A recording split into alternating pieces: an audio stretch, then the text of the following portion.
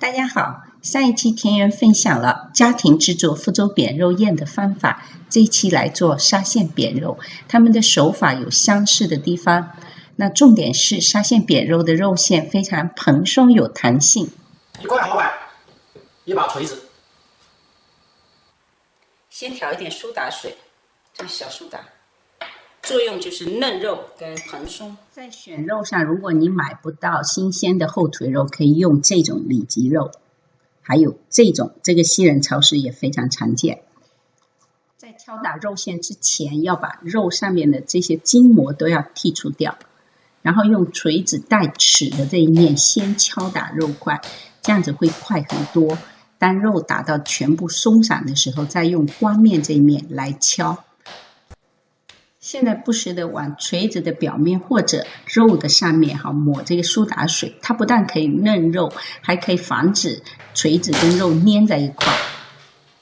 你敲了多久了？1个小时。可以了。连续不断敲打，至少1个小时才能打出这种有弹性的肉泥。碗里面加调味料，这里的高汤可以用水和味精来代替。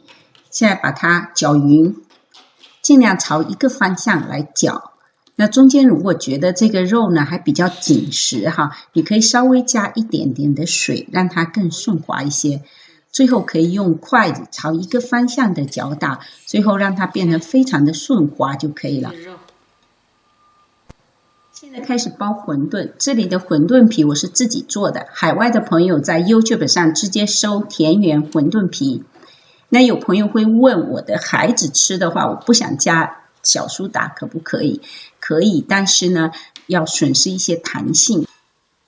现在把这个水烧开，然后把馄饨放进去，一直煮到它浮起来，你能看到它馅料开始鼓起来，那这样子就熟了。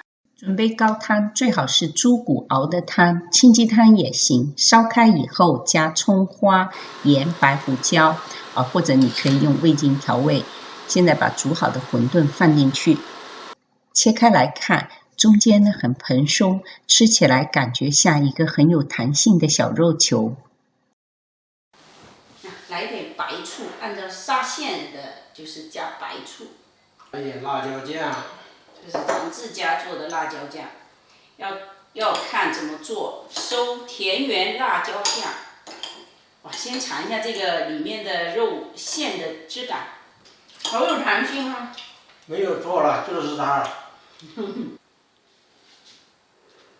Happy 呀，you kiss mommy， 给你吃那个肉汤里面的肉，你们大家自己会做了就不用去外面吃了。有的时候去外面吃，毕竟你自己还不放心。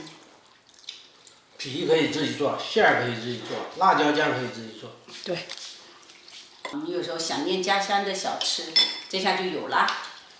这主要是为了这个。我们做频道，有时候看到大家能吃到自己喜欢的东西，我们也很开心。